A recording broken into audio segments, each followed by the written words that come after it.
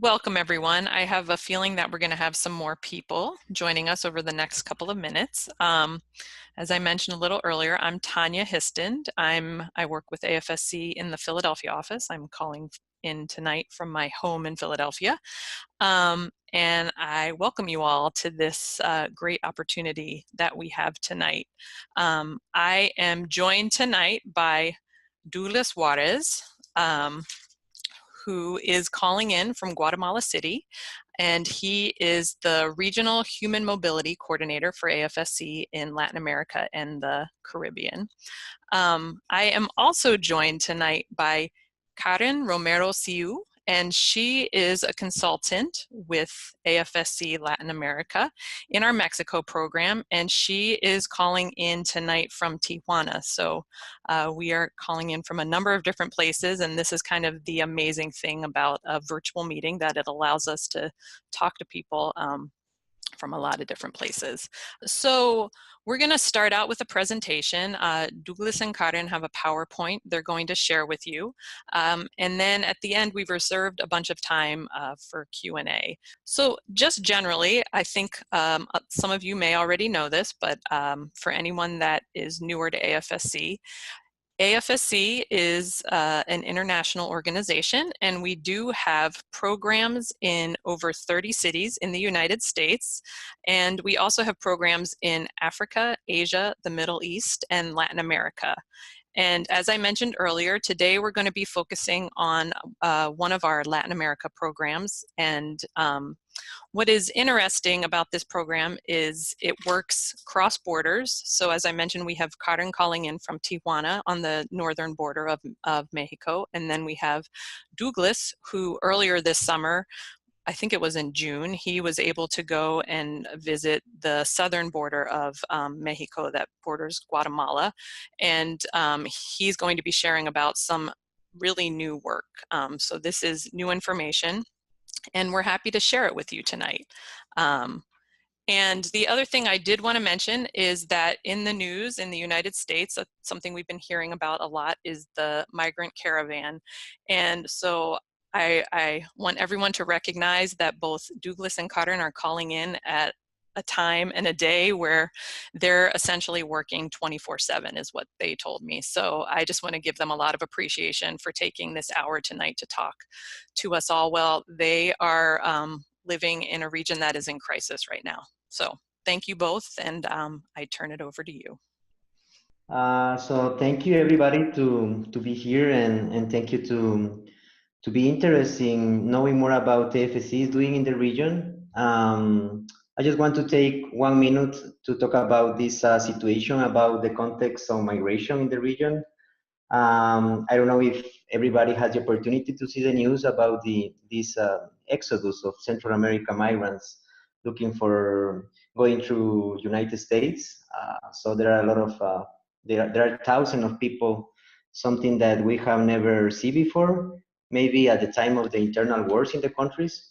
So I'm sad for the people, but also annoyed and indignant with the reaction of the governments, but very hopeful with the reaction of the people, the communities and the families who have given their support to the migrants. And so I thank all those who have been following this and those who have contributed in different ways, and who after this will be more interested in trying to know more about what is happening with this migration caravan in Mexico, Guatemala, Honduras, and El Salvador. And in general, to be more interesting in the region, Latin America, which is also your home.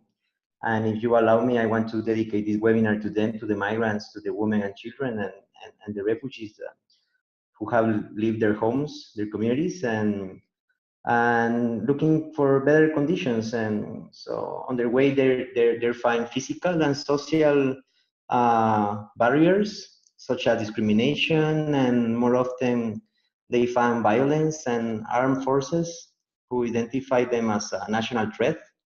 So yeah, we are gonna talk about later about what we are doing right now in South Border. But I like to take this time to trying to dedicate this webinar to them. So now I'm gonna start my presentation. So this is, as Tonya said, I'm the regional coordinator for the Human Mobility Program, and I would like to share something about um, related to what is about this program. And to start talking, I think that we have to mention that these facts, this fact that we are told that that so many people are on the move globally is a crisis. So for us, it's very important to be clear that the language can set this imagine of waves of refugees and migrants are flooding in our societies. So for us, migration itself is a natural part of the human existence. So I think that it is important to start with that. And also, as I mentioned before, the collective response of placing restriction on human mobility is part of the problem, not the solution. So we are agreed with the right of of migration. And also, it's to take into account that the poverty, violence, and discrimination, and all type of violence and poor governance are pushing people to migrate. So also the demand for labor and family reunification are pulling migrants to especially to the US, talking about Latin America. So we start saying like the crisis is not migration itself. It's a political and humanitarian crisis of an unequal system that push people to flee from their communities. And with that, I think that it's pretty clear, but I would like to share that as everybody knows, the response of the states to this migration has to be with building fences, using violence to stop undocumented movements across land and sea borders. Um, Also using this long-term detention as a tool, deterrence tool, carry out collective expulsion to countries of origin and transit, the deportations. And also, this is something more new in the region, and is that the states have exporting their border management. So right now, this is part of the policy of the U.S. trying to strengthen the borders between Mexico and Guatemala, and also the borders between Guatemala and the rest of Central America. So this is a strategy that the states are taking into account. But also there is another response that is ignoring the reality of push and pull factors of migration. So the states often do not address the reasons why individuals want or need um, to move from their communities, but also the poverty, the discrimination, a lot of type of violence. And so the states are like trying to ignore this reality and trying to address the root causes of the real root causes of migration, and also to trying to address the development issues, but also taking into account what indigenous people see as a development for their communities. Um, and what do we highlight of this? Well, first of all, there is a need to shift the narrative of migration. Then trying to take into account that the responses that the states are giving right now are not the best solution. They are not the solution. They are part of the problem. And also we see a need to recognize that we are in a complex systems. There is a lot of structural problems right now, and we have to see the human mobility with a broad vision and also as a priority in the agendas. We think that the migration has to be with the poverty, with the women, with the men, with the youth, LGBT communities, development issues. So, and right now, mega projects in the region. So we have to see the human mobility with a broad vision, and also to push for a long-term strategy. This is something that we make as AFSC, trying to address or to contribute to address the problems with a long-term vision. And also to build shared solutions involving all actors. This is something that we are very very strict, trying to involve all actors in the decisions, especially for the most affected by conflicts. So we are trying to lifting up the voices of the people in conflict, and especially the migrants. And in the region, we see a need to strengthen the legal framework and the policies to improve the practices to protect the human rights. And also we see that in the region we need a better coordination between communities, civil society organization, governments, and other key actors. So what we call that all the actors have to be involved in trying to looking for the solution for these issues. So in general terms, I would like to talk about the AFSC contribution, but focus in Latin America and the Caribbean region. Um, and I would like to start saying that this is a pretty new program, you know, in terms of the regional program on migration, but the AFSC has a lot of years working with refugees around the world, trying to make some advocacy around the issues on the Latin American context with the internal wars.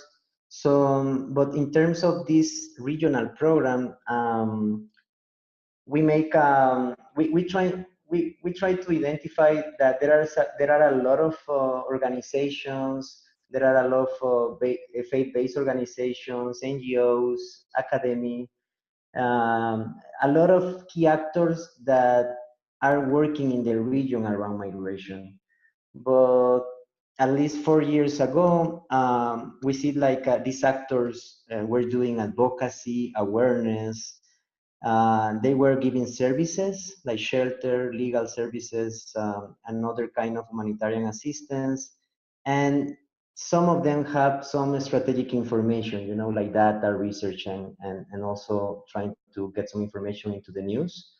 But as AFSC, we identified that there is a need to these actors have a better coordination to improve the impact of their actions, especially in terms of advocacy, because of the lack of a good policies and legal frameworks about human rights and migration.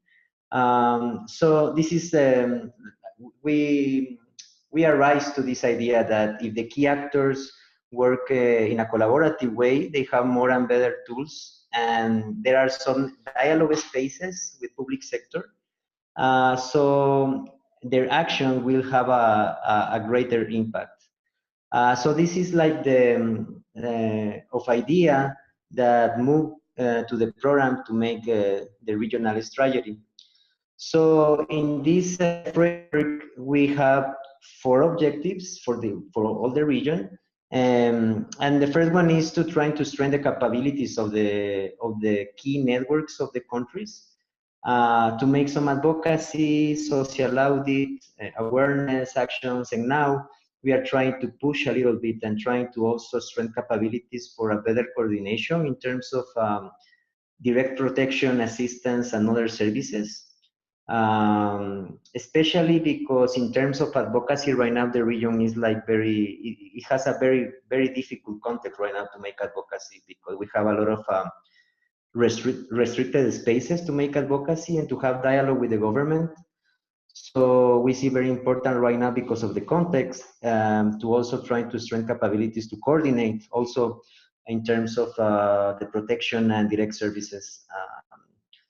And the second objective that we have is trying to promote and contribute to generate strategic information. This is something that, especially in Tijuana, Karen is going to talk about what we are doing in Tijuana to try to generate this information to make advocacy and to make awareness. To support the networks to generate a strategic partnership with UN agencies, with other international organizations. We present AFSC as a connector, you know, like trying to build some bridges between key actors, to trying to build, you know, like a better movements with strong actions. So and then we have the dialogue spaces that we as a quick organization, we believe in dialogue, and especially between stakeholders and the, you know, like policymakers and also the communities. But as I told you before, this is something that we are we are in a very hard context right now. So this objective is very hard for us to try to advocate right now in the region. And also there is a lot of need to advocate in US because as we know, there is a lot of issues in the region that are related to the US policies. So we are trying to connect to the AFSC Office for Public Advocacy in Washington also to trying to coordinate some action with them. Right now we are in Tijuana. Karen is going to talk about this cross-border work with San Diego office. We have like 1 month to start working in Chiapas, probably 2 months, I think. That is in the south border of Mexico. And also we are in Guatemala City, El Salvador. And we are part of the big network of Honduras that the name is FONAMI. So we have intentions to trying to get better the strategy in Honduras. We are in Haiti, and we are not in South America, but we are part of these regional networks that has, like has work in South America. So we have like some focal points, but there are no AFSC work. We are just trying to coordinate with this network on migration. But this is what we are doing in the region. And I want to talk about, so just to try to highlight the work on migration of AFSC right now is focusing networking. We see ourselves to trying to connect key people, trying to have some information to make advocacy and awareness action, but also trying to promote dialogue between key actors. So now is Karen's turn to trying to start talking about Mexico program. Hi, everybody. Okay, I'm going to speak about the work we do in Tijuana. So Douglas can help me to move the presentation, please.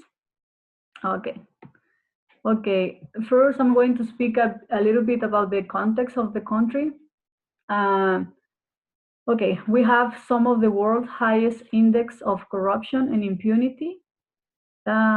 We have an increase of insecurity and violence.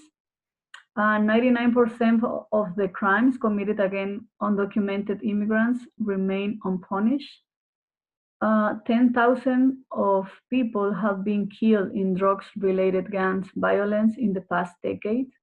And this is mostly from the ex-former president, during the former president, I forgot the name, Felipe Calderón. And this violence reaches migrants in their passage through Mexico. Sometimes they experience more violence here than in their own countries. So it's really bad picture about the country of Mexico. This is a map of Mexico. I hope you all know this map. And we share borders with, in the north with the United States.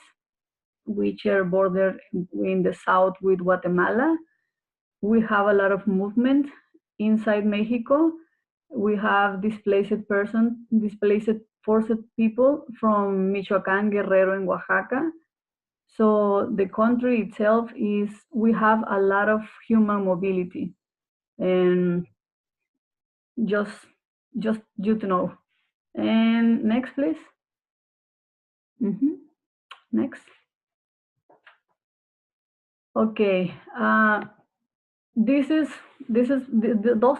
pictures are from the above is from Tecate, and right here is from Playas de Tijuana. That's the wall. We already have a wall. And this border is between the United States and Mexico, and we have like 2,000 miles from the Gulf of Mexico to the Pacific Ocean. And it touches the states of California, Arizona, New Mexico, and Texas. And we have almost like 700 miles of barbed wire, chain link, posts and rail and wire mesh fencing has been erected along the USA-Mexico border. And the USA Border Patrol also utilizes 1,000 of cameras and underground sensors, as well as aircraft, drones, and boats to monitor the boundary. So it's really, we have a lot of vigilance.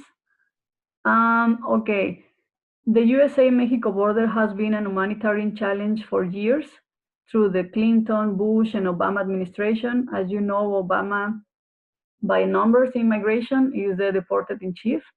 So right now with Trump, we have, with his rapidly shifting policies of the Trump administration, have placed the matter once again at the forefront of the nation's attention.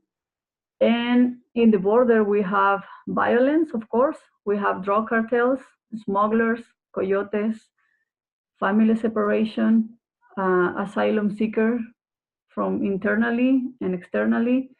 We have an increase in internally displaced person from south of Mexico, as I mentioned before. And another high consequences outcome is the increase in criminal charge. This is new. The Department of Homeland Security has also worked with the Department of Justice to increase the number of apprehended individuals crossing the border, I'm not saying illegally, but undocumented, who are charged with criminal offenses. And most of these cases are prosecuted under Operation Streamline. This is new, I believe this starts in California. I believe this is in April. In April, yeah, next. What I do here in Tijuana is documentation of human rights violation of deportees and asylum seekers. The most common human rights violations are undue process, denied access to an asylum procedure, no return of the belongings. This is every day. Complain about the conditions in the detention center. And these two are every day. I mean, todas, everyone. We have articulation and activities with another organizations. As Douglas mentioned, we do a strengthening and support to shelters and other organizations. We work and establish alliances with partners. Okay, next. And these pictures are from Garita El Chaparral. This is the deportation zone. In the first picture, you can see an agent from Mexican agent and a CBP agent from the other side, and the person who is with papers in their hands is a migrant, a Mexican migrant, and that's the door when they receive all these Mexican migrants through Garita El Chaparral. And these are the pictures inside. We don't have so much access to this place, so I believe this is a good picture for you to get to know more about this situation in Tijuana. And an average of 120 people a day are deported from the United States through Tijuana, Baja California. Okay, to qualify for asylum, applicants must prove they have been persecuted or fear persecution based on the race, religion, nationality, political belief, or membership in a particular group. And this person who requests protection at the United States entry point must refer it to an asylum officer for a screening and know as a credible fear interview. If the officer finds that an applicant has a chance of proving fear of persecution, the person must then present his or her case before a judge. But more than 3/4 of applicants pass that initial review, so it's a little bit of the number. Okay, next. I mentioned this because it's all over the news. They come to Tijuana, and this is not the name, the migrant caravan. We call it right now the exodus of immigrants from Central America. They keep marching to north, And Trump, every day in his account, Twitter, keeps warning them to stop. And I believe it's an estimated that I don't know if that is 5 or 7,000 Central Americans right now. Maybe Douglas can help me later. They making their way north through Mexico, and Trump is threats to cut funding from Guatemala, Honduras, and El Salvador. I believe you already know this. And well, I have these few conclusions about the work here in Tijuana and Mexico. And the number of internally displaced persons is increasing. We have women and children, mainly from Guerrero and Michoacán, arriving here in Tijuana. Most of the shelters are full, so it's going to be really challenging receiving this new exodus, but I think we can do this, and with empathy, with dignity, and of course we need the government to push up so we can do better stuff and better things for them. During the government of Peña Nieto, they were so alarmed by Trump administration, but we have a double speech because Mexico deported that huge kind of number to children and adolescents to Central America. So I believe we have a double speech in this. The asylum system in Mexico is overflowing with the Comar. This is an organization for refugees. And in 2017, they presented a lack of 52% of the asylum application. So they have a lot of work, and they have a really huge lag. We had election this year. So the challenge for the incoming government is big in terms of migration. This new president starts in December. So I don't know. We have to wait to see how this goes. The detention center in the United States have a prison structure, mistreatment, harassment, and many more. There are no protocols for identifying and treating groups in situation of vulnerability. There is a complete lack of interest in mental health and the emotional effects of violence and confinement. And the immigration authorities do not make an individual and effective assessment to detect risk for asylum seekers in our own country and avoid imminent risk to their life. Okay, next. And what we can do, we can teach our children in community empathy. We can donate to a local organization which helps immigrants or refugees. You can volunteer if you have experience or you want to know more about it. You can find a local protest because when we stand together, our voices are amplified. And you can call your representative, representantes. So you can call your senator and let them know that you will not stand for any of these. And I believe that it's important that you visit a migrant shelter and talk to them so you can see the reality really face to face. Okay, thank you, Karen. Okay. I'm sorry for my English. I try to do my best. So no, it's okay. This is very good. So I will start talking about. I just want to make some to complement the information that Karen just gave to us. And as you can notice, the work that we are doing right now in Tijuana, we start doing the work in Tijuana in a way with this cross-border program with San Diego office. So the work in Tijuana start before the regional strategy for Latin America and the Caribbean. But the work that Karen is doing with San Diego office it fits very well in the strategy in terms of this generation of strategic information, but we complement this cross-border work with some local work in terms of this work within the networks, with trying to be there in the dialogue with the government, trying to generate information for advocacy in Mexico at the local level. So just want to mention that.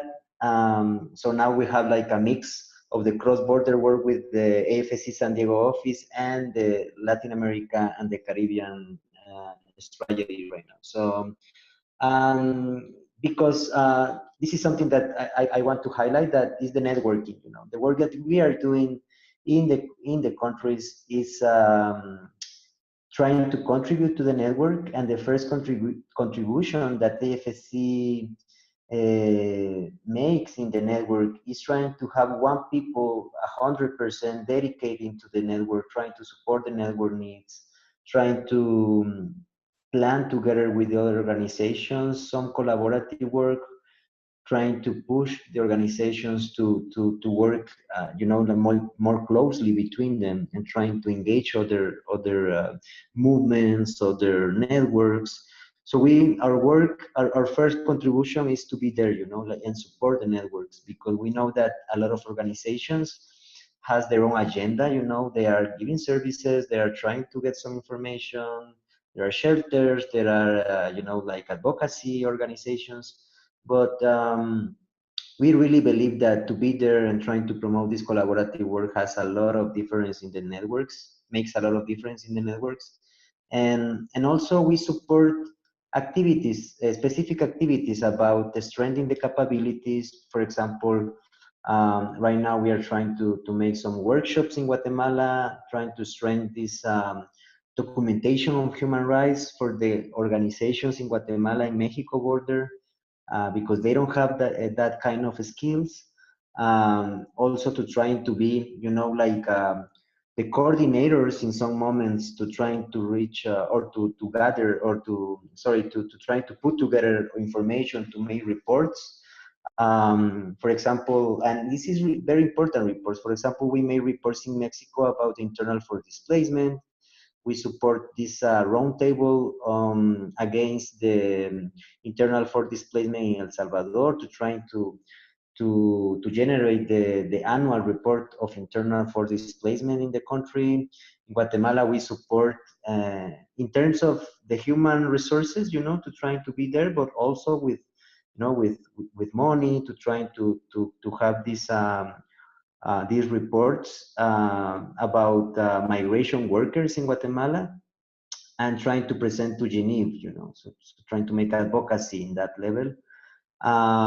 So the networking, it looks like easy, but really, you know that trying to work as a group is challenging, but we are like trying to see what are the next steps, just not emphasis in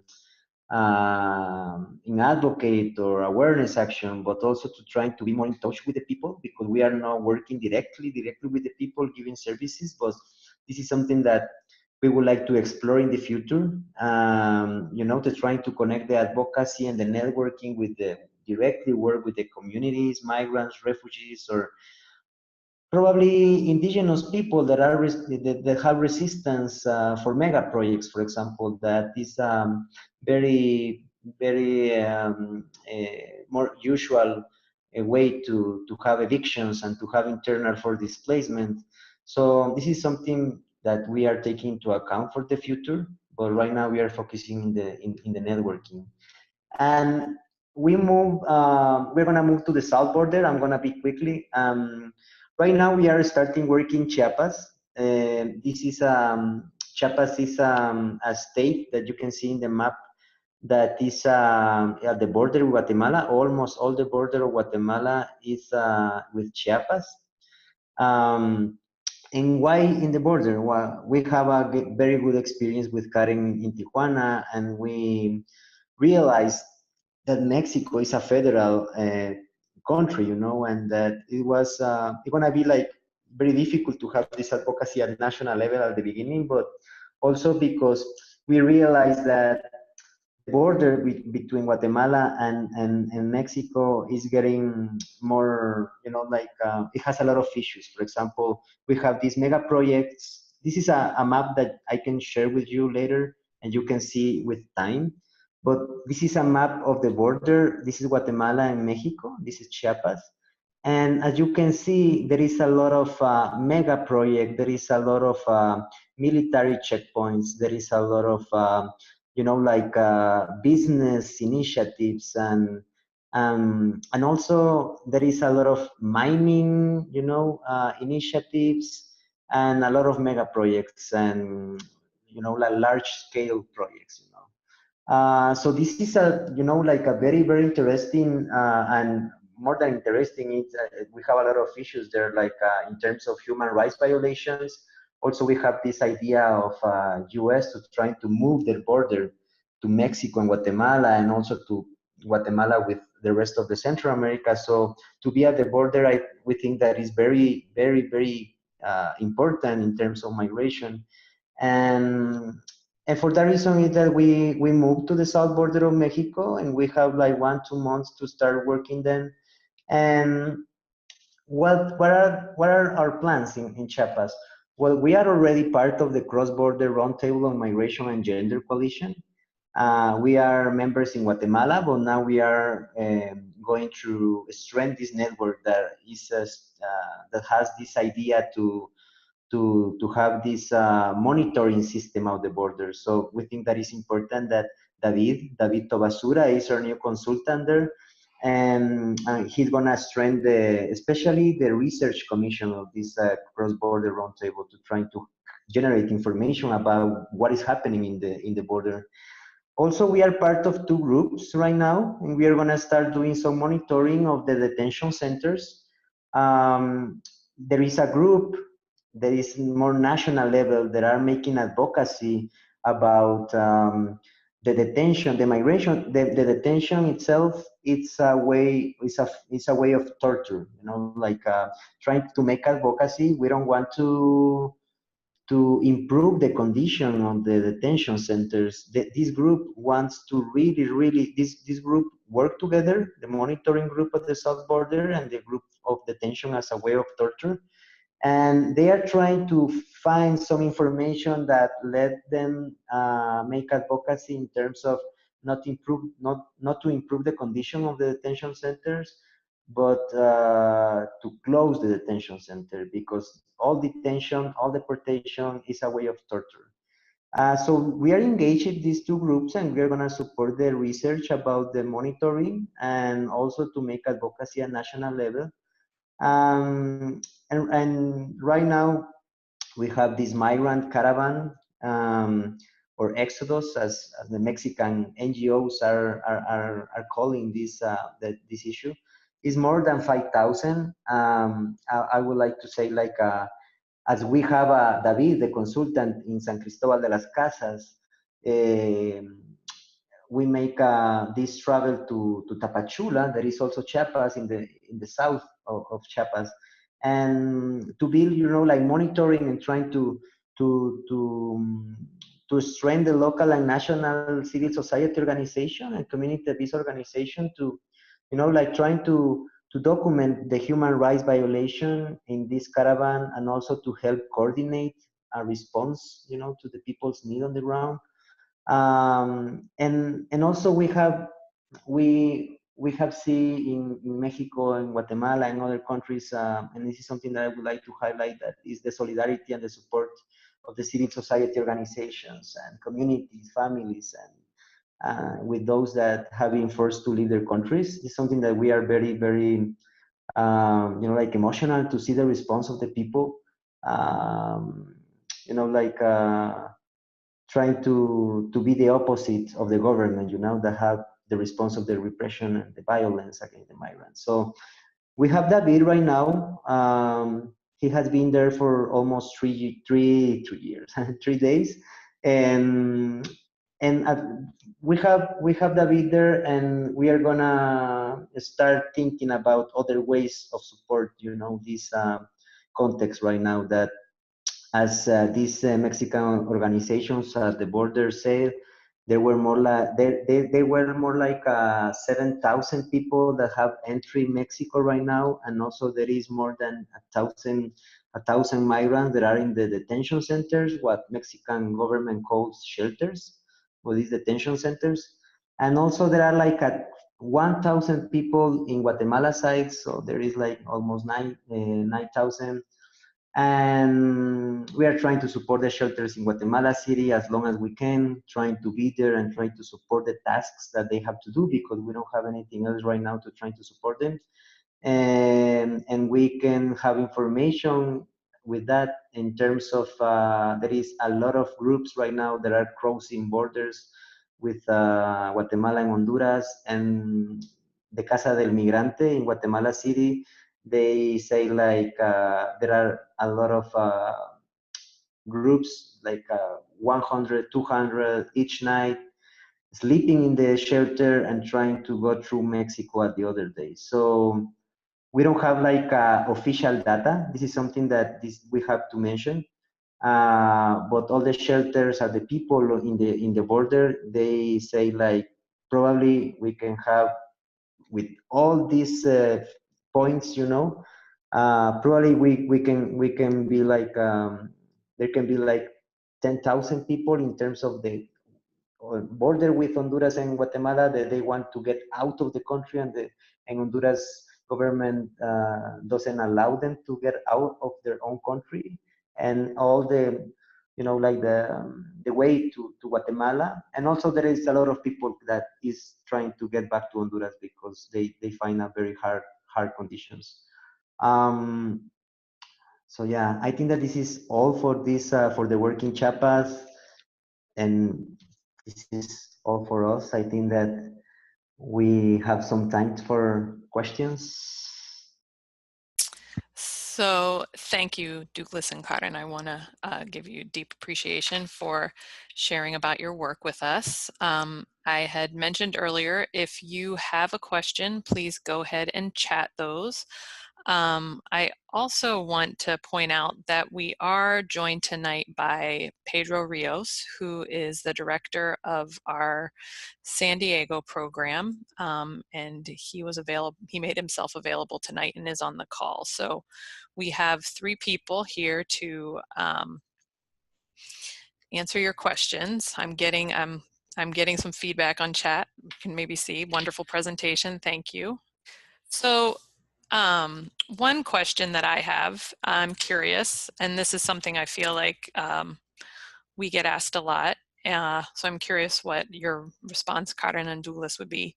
Do you see any reason for hope in the work that you're doing? Yeah, I can identify right now, as I mentioned, the solidarity and the support of the people. Like yesterday I talked with the director of the Casa del Migrante in Guatemala City, and she told me like like we have a lot of needs, but we are like full of clothes, food, and a lot of things that the Guatemala people, the Guatemalans are trying to get into the shelter, and they have other needs. But I think that the response of the communities and the families and the businessmen also, some business are trying to donate a lot of food. So I really this give me some hopeful. But also I wanna say like Guatemala has more than 50% of indigenous people. Also, this is a context that we share with Chiapas, because Chiapas was part of Guatemala in some moment of the history. And the border crossed the community, so there is like a lot of communities that are the same history, but both sides. And I think that when we hear about their struggles, and they have been under resistance for the last more than 500 years, trying to defend their lands. And there is a lot of cases in south border in Mexico that they are good examples of they are winning some struggles of mega projects, for example, and also they are trying to be on resistance about development and mega projects and trying to, you know, to be in touch with the roots. I think that this makes me like to have faithful and hopeful to trying to know the resistance that has 100 years. Thank you. We are actually getting a lot of questions now. So what are the advocacy challenges that you are experiencing in Mexico? Well, in the case of Tijuana, I documented the deportees and human rights violation by deportees and asylum seekers. And I am a lawyer, but I cannot work in United States. So I always need pro bono lawyers who can help us to take the cases of this person, but in the United States. And what we can do here in Tijuana is give people information about the process. But when they are in the process, we need someone who be with them. So I believe that what I detect we need most in these cases is pro bono lawyers and translators. Okay. Yeah, and I don't know, that is the only thing that came to my mind right now, but I believe this is really, really important. Okay.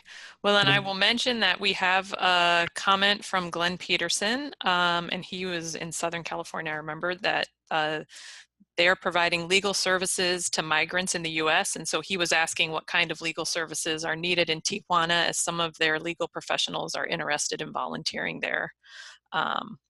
So maybe after this, I'm able to put you two in touch with each other to see if there's something. Another question, yeah, Douglas, yeah.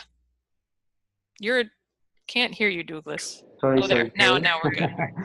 No, I just want to complement the current response, just because the question was more related to Mexico. And now that they have like this hope in the new government, you know, but in general terms right now in the region, we have, you know, like a very complex context for making advocacy like a national level in terms of corruption and other issues that we have closing doors right now in some countries, for example, in Guatemala, in Honduras. There are some challenges about the advocacy, and I think that we have this position that probably we want to explore in the region. There are the Quaker International Affairs representatives that are in other regions that probably we can explore that experience in the region to trying to have someone more like high level to trying to open spaces in the government and also to make the link with the U.S. government and with the advocacy office in Washington. So just want to complement that. Thank you. We have another question that is, would sending letters and cards to those in the detention centers be helpful to give support? Is that something that both of you would think is helpful? Or if not, do you have another suggestion? I believe it's perfect. I mean, everything works, and maybe they can feel related with someone who lives in the United States. And I don't know, I believe this is a good idea. Yes. And another kind of similar question, with people who are looking for ways to donate food, clothing, other sorts of things, do you have suggestions for places where those kind of physical donations could be made? I know AFSC, we're not taking them, but is there another organization? Karen or Pedro, if you have an idea for physical donations.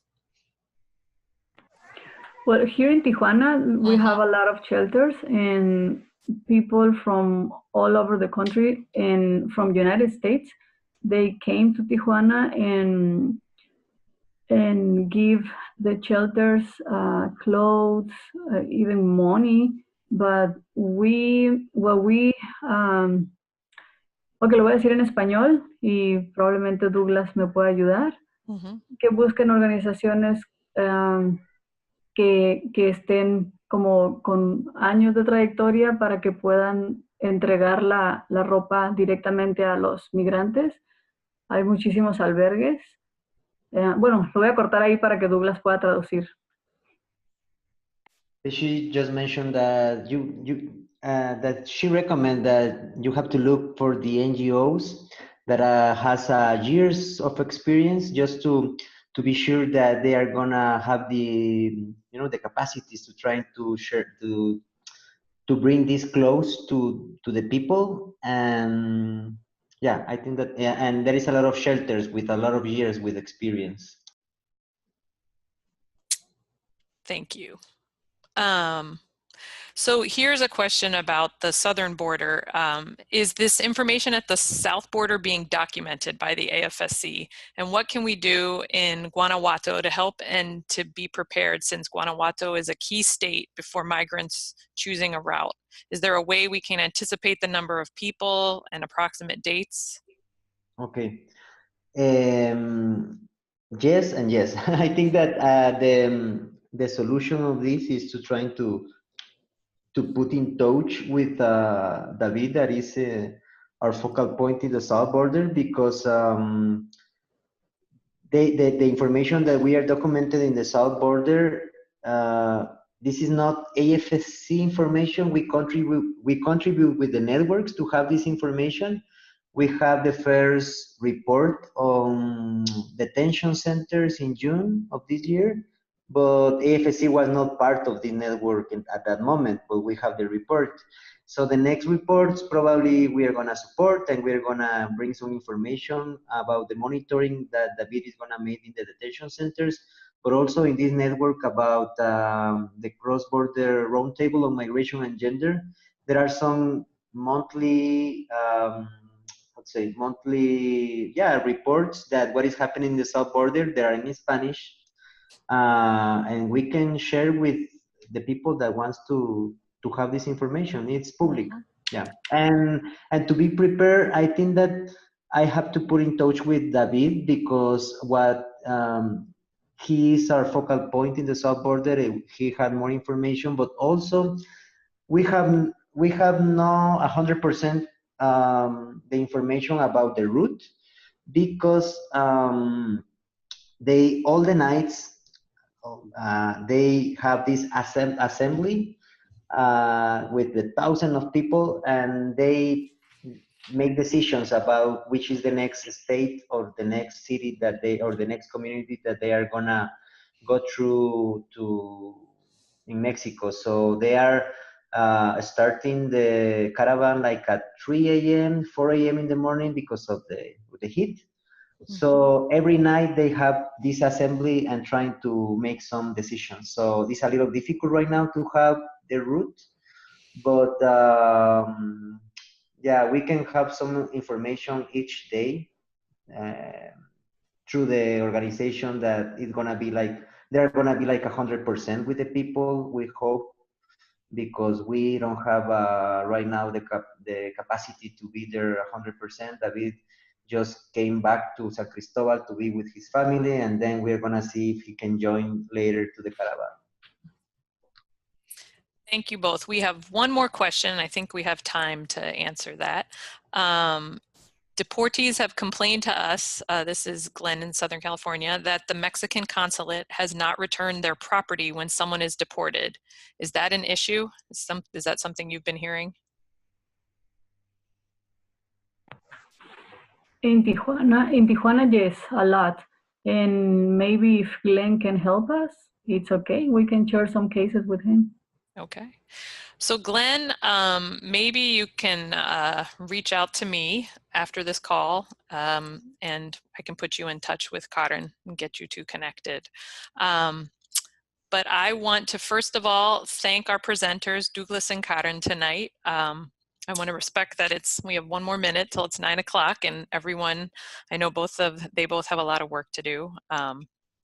So first of all, thank you both so much for taking the time to join us tonight and share about this work, and give so much information to all of us.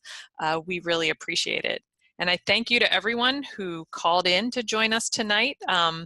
This was something new that we're trying out here, and I'm glad to see that so many people are interested in it. And I am going to be, there's Douglas just put his email on the chat. Thank you, Douglas. I'm going to be trying to host some quarterly calls, so look out for more information about those. And then also tomorrow we will be sending you an email with some follow-up, some things you can do, some ways to help. Today we just published some talking points for people in the US, some talking points about the caravan that we'll be sharing in some other ways to support your activism. So, okay. We'll make sure, Glenn, I will make sure you get everybody's email. And I think that's it for tonight. And we'll save this chat, make sure we address any questions and that you can get in touch with everyone. So thank you all. Karen and Douglas, again, thank you all, both. Thank you. Bye-bye. And good night, everyone. Thank you. Okay. Good night. Thank you.